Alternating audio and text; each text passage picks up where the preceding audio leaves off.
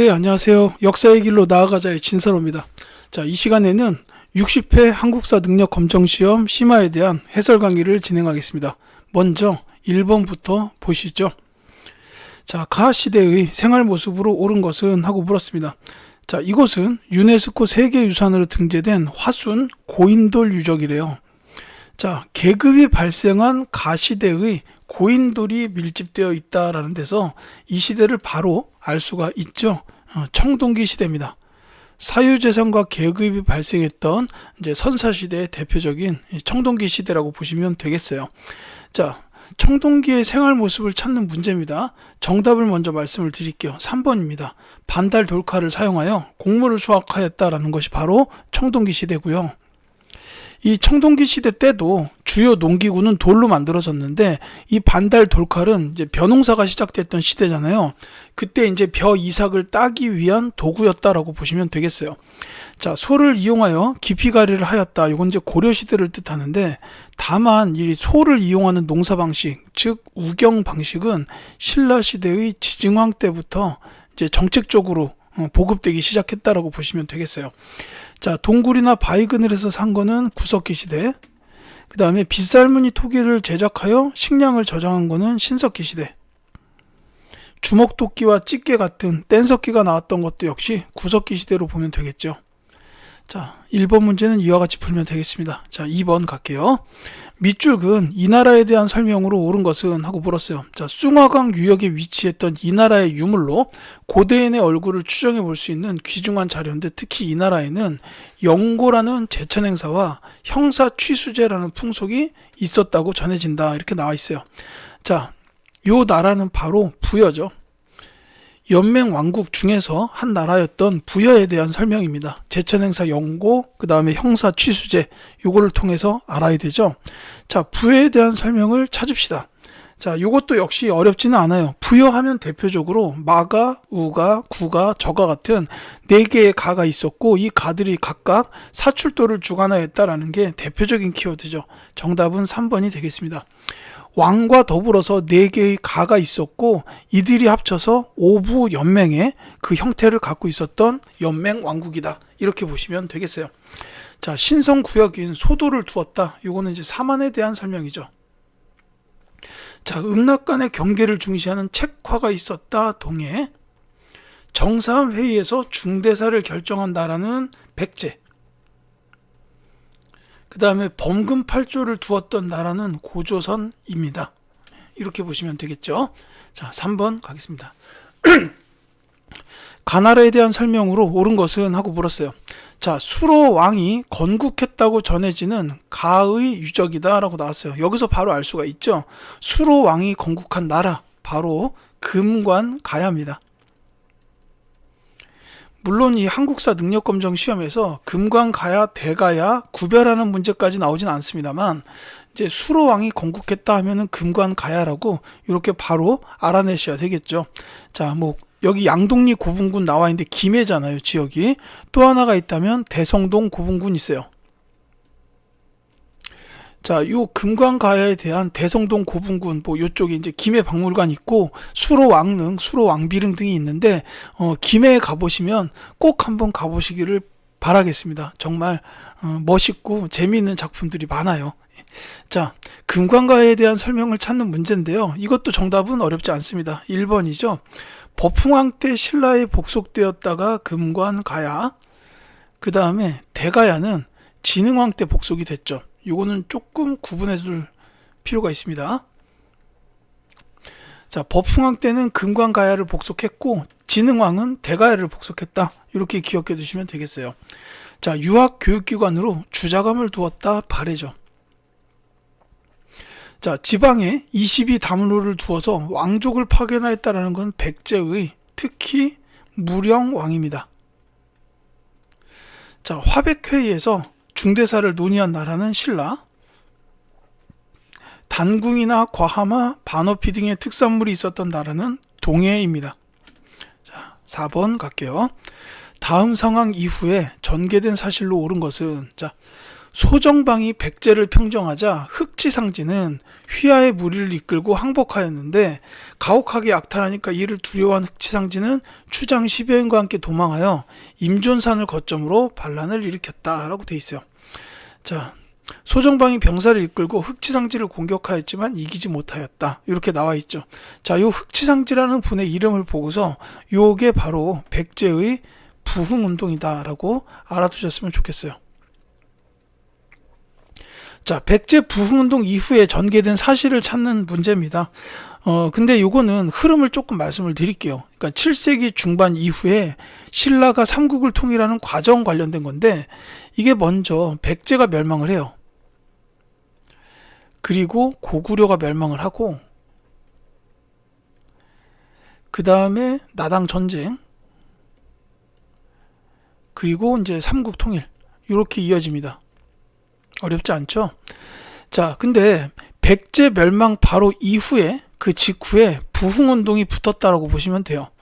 그러니까 백제 멸망 직후에 백제의 부흥운동, 고구려 멸망 직후에 고구려 부흥운동, 이렇게 나온다는 건데, 지금 여기 백제 부흥운동에 대해서 설명하고 있지만 이제 흑치상지라든지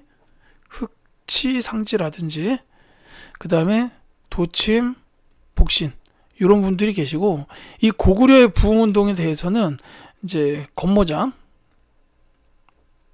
그 다음에 안승, 그 다음에 고연무, 이런 분들이 계십니다. 다만 이 고구려 부흥운동에 대해서는 보덕국이라는 단어도 같이 기억해 두셨으면 좋겠어요. 이 신라의 문무왕이 여기 안승을 보덕국의 국왕으로 책봉을 했다라는 이런 내용이 등장할 수도 있습니다. 이렇게 기억하시면 되겠는데, 이게 바로 선지에 있어요. 백제 부흥운동 이후에 전개됐기 때문에 고구려 멸망, 나당 전쟁, 삼국통일 이런 게 나오면 되는데, 여기 2번에 보시면 안승이 보덕국의 왕으로 책 임명되었다라는 거, 이게 이제 임명한 분이 신라의 문무왕이에요. 자, 그래서 이 2번이 정답이 되는 겁니다. 자, 을지문덕이 살수에서 승리하였다라는 거는 7세기이긴 한데 이 일들보다 한참 전이죠. 그 다음에 관구검의 공격으로 환도성이 함락되었다. 이거 고구려에서 있었던 일인데, 이것도 이제 한참 전에 있었던 일이다라고 보시면 되겠어요. 의자왕이 윤충을 보내어 대하성을 함락시켰다. 요거 이제 대하성 전투라고 부르는데, 이제 연도로 따지면 642년이죠. 역시 7세기 일인데, 요게 이제 백제 멸망의 흐름으로 이어지는 하나의 단초가 됩니다. 자, 계백이 이끄는 결사대가 신라군에 맞서 싸웠다. 역시 백제 멸망 직전에 있었던 일, 이렇게 보시면 되겠죠. 자, 5번. 다음 검색창에 들어갈 왕에 대한 설명으로 옳은 것은? 하고 물었습니다. 자, 고구려에 대한 얘기라고, 왕에 대한 얘기라고 보시면 되겠어요. 신라의 실직 주성을 빼앗았다. 그리고 북위에 사신을 파견했다. 그 다음에 중요한 거, 백제의 도성을 함락시켰다라는 겁니다. 여기서 알 수 있죠. 바로 장수왕입니다. 백제의 한성 수도를 함락하면서 그 한성 백제 시대의 종말을 만들었던 고구려의 왕, 바로 장수왕 되겠습니다. 자, 이 장수왕에 대한 설명을 찾아주면 되는데요. 이게 보면 신라의 성도 빼앗고 백제의 도성도 함락시켰고 이렇게 나오잖아요. 이 장수왕은 특히나 남하 정책, 남진 정책을 적극적으로 펼쳤던 왕이에요. 이거랑 관련된 게 수도를 평양으로 옮겼다라는 사실이죠. 그래서 정답이 1번이 되는 겁니다. 도읍을 국내성에서 평양으로 옮겼다라는 거예요. 자, 그 다음에 낙랑군을 몰아내고 영토를 확장한 왕은 4세기의 미천왕이고요. 을파소의 권위로 진대법을 실시한 왕은 3세기의 왕인 고국천왕. 영락이라는 독자적 연호를 사용하신 분은 광개토 대왕. 자, 전진의 순도를 통해 불교를 수용하였다라는 것은 대표적인 고구려의 개혁군주이신 소수림 왕입니다. 전부 중요한 왕이기 때문에 반드시 기억해 두셔야 합니다. 6번 갈게요. 가국가에 대한 설명으로 옳은 것은? 하고 물었습니다. 자, 영광탑, 정효공주묘, 석등 나왔네요. 자, 이 석등 굉장히 크다고 알려져 있습니다. 6m, 7m 이렇게 된대요. 자, 이 나라는 바로 발해입니다. 대표적인 문화유산에 이제 영광탑이나 석등, 돌사자상, 그리고 이불병좌상 같은 게 있고요. 그 다음에 이제 정효 공주묘 뿐만이 아니라 정예 공주묘도 있어요. 이건 이제 발해의 그 문왕의 딸, 요 분들이라고 알려져 있죠. 자, 어쨌든 요 발해에 대한 설명인데, 이게 1점짜리 문제로서는 아주 쉬운 문제로 보이진 않습니다. 이제 뭐 발해는 대조영이 동모산 일대에서 건국을 했다라는 거, 그 다음에 이제 오경 15부 62주, 요런 이제 지방행정구역 제도가 있었고, 전성기 시절에 해동 송국으로 불렸다. 제 생각엔 이 정도가 나오면 1점 같은데, 여기는 지금 그건 안 나왔어요. 이제 정답을 먼저 말씀드리자면, 발해의 그 중앙기관 중에 관리를 감찰했던 기구는 중정대입니다. 이게 좀 가끔 나와요. 그래서 1번이 정답인데, 1점짜리로서는 조금 어려운 선지 아니었을까라는 생각은 들어요. 자, 군사 조직으로 구서당 10정을 편성하였다. 통일신라. 자, 내신좌평 등 육좌평 관제를 정비하였다라는 것은 이제 백제에 대한 설명이고요. 상수리 제도를 시행하였다. 이것도 이제 신라 시대의 그 지방 인질 제도라고 보시면 되겠죠. 그 다음에 왕족인 부여씨와 팔성 귀족이 지배층을 이루었다라는 것도 백제에 대한 설명입니다. 자, 그 다음에 7번 문제 갈게요. 밑줄근 이승려의 활동으로 옳은 것은? 하고 물었습니다. 자, 부석사 달빛 야행이라고 되어 있네요. 이 부석사는 당에서 유학하고 돌아온 이승려가 왕명을 받들어 창건한 유서 깊은 사찰이라고 되어 있습니다. 자, 뭐 무량수전, 배을림 기둥, 이게 이제 부석사에 있죠. 무량수전. 자, 어쨌거나 이 승려가 창건한 사찰이 바로 부석사라는 겁니다. 이걸 통해서도 바로 알아야 되는 승려죠. 통일신라 시대 초기에 대표적인 승려 중 한 분인 의상입니다. 자, 원효도 있고 의상도 있어요. 이 두 분이 이제 굉장히 친했고, 당나라에 같이 유학을 가던 길에 원효 대사는 이제 깨달음을 얻고 유학을 안 갑니다. 그리고서 이제 그 무예가를 지어서 이제 불교 대중화에 크게 기여를 하셨고, 그 외에는 뭐 일심사상, 화쟁사상 이런 게 있어요. 자, 요거 조금 정리할까요? 지금 제가 말씀드린 건 원효대사에 대한 겁니다. 일심사상이나 화쟁사상이나 그 다음에 이제 무예가, 이런 걸 통해서 불교 대중화에 크게 기여를 하셨던 분이다라는 거고, 자, 요 의상대사의 경우에는 이제 화엄사상이에요. 그 다음에 관음신앙. 요 신앙으로 따지자면 요 원효대사는 아미타 신앙입니다.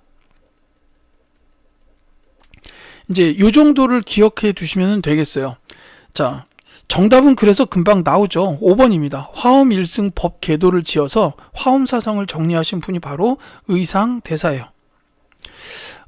뭐 이게 여담이라고 할 수는 없지만, 왜 불교에서 나무 아미타불, 관세음 보살 이렇게 이제 얘기를 하잖아요. 여기서 나무 아미타불 할 때 요 아미타가 바로 원효 대사의 이 아미타 신앙에서 온 거고, 이 관세음 보살 할 때 요 관세음이 이제 관음, 그러니까 요게 의상 대사의 그 사상이다라고 이렇게 보시면 됩니다. 자, 다른 선지 볼게요. 무예가를 지어서 불교 대중화에 기여했다. 조금 전에 말씀드린 원효 대사. 자, 화랑도의 규범으로 세속 5개를 제시하였다. 요거는 이제 원광대사죠. 원광대사입니다. 죄송해요. 원광대사인데, 이분은 세속 5개 말고 한 가지 더 기억하셔야 될 게 있다면 걸사표를 작성하셨다. 요거까지는 기억해 두시고요. 그 다음에 구법순례기 왕 오천축 국전을 저술하신 분은 이제 해초라는 스님입니다. 그 다음에 승려의 정기를 담은 해동 고승전을 집필하신 분은 고려시대의 승려였던 각훈 대사입니다. 자, 그 다음에 8번 갈게요. 밑줄근 이 왕의 업적으로 옳은 것은? 하고 물었습니다. 자, 이 왕은 김음돌의 난을 진압하고 왕권을 강화했다라고 돼 있죠. 아버지 문무왕을 위하여 가문사를 완공했다라고 돼 있고, 구주를 갖추었다까지 나왔어요. 자, 이 왕은 바로 통일신라 초기에 왕권의 기틀을 만들었던 왕, 바로 신문왕입니다. 자, 이제 김춘추, 이분이 이제 무열왕이죠. 백제멸망까지는 보시고 이제 돌아가십니다. 그리고 이제 그 뒤에 나온 왕이 문부왕, 그 다음에가 이제 신문왕. 이렇게 이제 그 왕권이 강력한 왕들이 계속 이어지니까 이 신문왕은 그 귀족 세력을 좀 약화시키고 그 다음에 왕권을 강화하는 이런 쪽으로 많이 이제 정책을 하셨어요.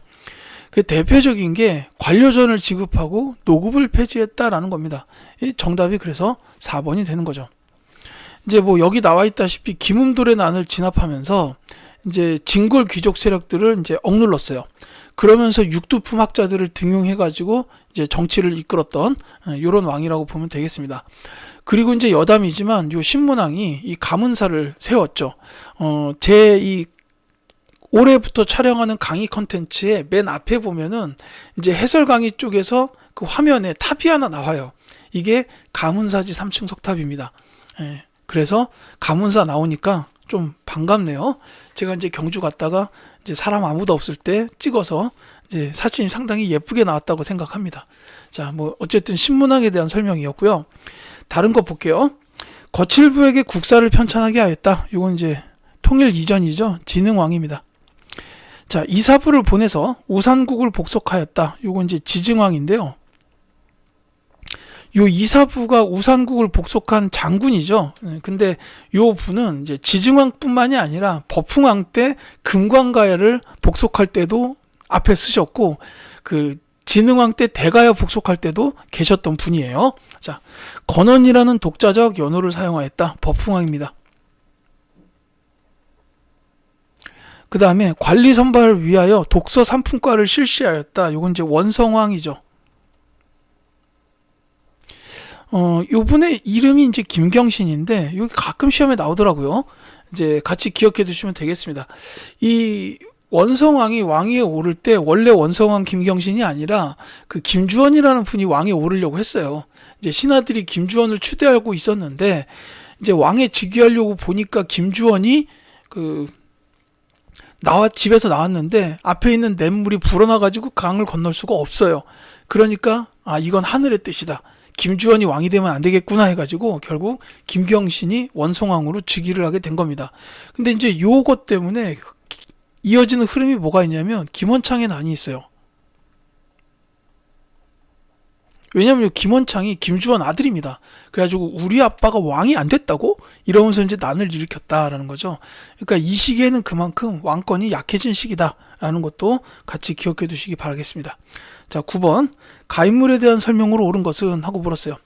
자, 이 사진은 가가 세운 태봉의 철원 도성터에서 촬영된 석등인데, 자, 관련 연구의 진전을 위해서는 남북한 협력이 필요하다라고 되어 있습니다. 비무장지대 안에 딱하니 있다는 거죠. 이거 연구하면 좋겠는데 어렵다 이겁니다. 자, 태봉이라는 데서 이 인물을 아셔야 됩니다. 바로 궁예죠. 이 분이 건국한 나라는 후고구려인데, 이게 이제 그 마진이나 태봉, 이제 요런 이름을 몇 번 바꿨어요. 그랬다가 이 궁예가 나중에 가서 뭐 본인이 미륵불이다. 미륵불을 자처하면서 왕권을 강화하게 되는데, 이러면서 굉장히 폭정을 펼칩니다. 그래서 뭐 관신법 이래가지고 그 뭐 신하들도 죽이고 심지어 자기 부인과 아들까지 죽여요. 막 이렇게 되니까 신하들이 더 이상 견디질 못하고 왕건을 왕으로 추대하면서 궁예를 내쫓게 됩니다. 그래서 왕에 올라선 왕건이 나라의 이름을 고려로 이렇게 이제 바꾸게 되는 거죠. 자, 어쨌든 이 문제는 궁예에 관한 설명을 찾아주면 되겠는데, 이 궁예나 후고구려가 나오면은 대표적인 키워드로 광평성과 같은 정치기구가 있었다라는 겁니다. 그래서 이게 정답이 5번이에요. 이 광평성 나오면 이거는 궁예의 후고구려, 이렇게 기억해 두시면 되겠습니다. 그리고 그런 게 한 가지 더 있다면 같은 시대의 후백제. 이 후백제 견훤의 경우에는 후당과 5월에 사신을 파견하였다라는 것이 가장 중요한 키워드예요. 그래서 이 2번 선지는 견훤을 뜻합니다. 이건 이제 견훤, 후백제. 이렇게 된다는 거죠. 자, 금마저에 미륵사를 창건하였다. 백제의 무왕입니다. 자, 요 금마저는 이제 지금의 익산이죠. 그 익산 박물관 근처라고 보시면 되는데, 이거 시간 되면 꼭 가보세요. 이 익산 쪽이 정말 인상 깊은 도시입니다. 그러니까 이 익산 박물관 가는 그쪽 길이 굉장히 아름답고 예쁜 한옥들이 많아요. 그리고 이제 거기 가면 미륵사지 석탑 볼 수 있습니다. 물론 이제 한쪽이 무너진 게 좀 안타깝긴 한데 어쨌든 정말 멋있는 도시라고 이제 느낌이 있습니다. 자, 1, 2천 전투에서 신검의 군대를 격퇴하였다. 이건 이제 왕건인데, 자, 태조 왕건이 이제 이 전투에서 후백제 군대를 격퇴하면서 이제 후백제까지 이제 그 멸망시키고 통일하게 되는 이런 일이 이때죠. 근데 요거는 이렇게 쓰면 되려나? 피처링 견훤 정도로 이렇게 이해해 두셨으면 좋겠어요. 이 1, 2천 전투 때 견훤이 왕건과 함께 고려군의 일원으로 참여를 합니다. 이때 견훤은 이제 그 이 불효자식 신검이 그 견훤을 금산사에다 가둬버리고 지가 왕위에 올라가요. 그러니까 견훤이 금산사에 갇혀 있다가 탈출을 해서 고려로 귀부해서 왕건한테 갔죠. 그러고서는 1, 2천 전투에 본인이 나섭니다. 그래가지고 이제 후백제 군 앞에 모습을 떡하니 드러내니까 이 후백제 군이 제대로 싸워보지도 못하고 이 1, 2천 전투에서 패하고 말아요. 그러면서 이제 후백제가 멸망을 하게 되는 그런 역할을 했다라는 거고, 자, 이 패전기역을 목표로 정치도감을 설치하였다라는 건 조금 어려울 수 있는데, 이 고려시대의 충목왕입니다. 충목왕이에요. 충자가 들어간 걸로 봐서는 원간섭기구나 이렇게 알 수 있겠죠. 자, 10번 가겠습니다. 가에 들어갈 불상으로 옳은 것은, 자, 경기도 하남시 하사창동에서 발견된 철불이래요. 고려 초기 호족의 후원을 받아서 제작되었으며 석굴암 본전불 양식을 이어받았다. 이렇게 나와 있죠. 자, 이건 뭐 사실 외우지 않았더라도요, 석굴암 본전불을 아신다면 그거랑 가장 비슷하게 생긴 불상을 찾아줘도 답이 됩니다. 정답이 2번이에요. 이게 이제 하남 하사창동 철불이라고 보시면 되겠습니다. 이 철불이라는 걸로 봐서는 이제 철로 만든 불상이죠. 이때 이제 왕건 쪽에서의 정책은 이제 우리 더 이상 싸우지 말자 해가지고 무기를 걷어서 그걸 녹여가지고 불상을 만든 거예요. 요거는 이제 호족 세력의 억제 같은 의미도 있겠지만은 이제 후삼국이 통일됐으니 이제부터 평화의 시대다라는 걸 상징하는 얘기일 수도 있습니다. 자, 이렇게 보시면 되겠고, 자, 선지 1번에 있는 이 불상도 매우 중요합니다. 금동 연가 7년명 열애 입상이에요. 고구려의 연호로 추정되는 연가 7년이 이제 요 광배 부분에 새겨져 있었다라는 거죠. 금동 연가 7년명 열애 입상. 이게 이제 1번 선지의 불상이고, 그 다음에 이제 이 3번은 그 경주 장창곡에 나온 그 석조, 그 미륵 열애 삼존상이에요.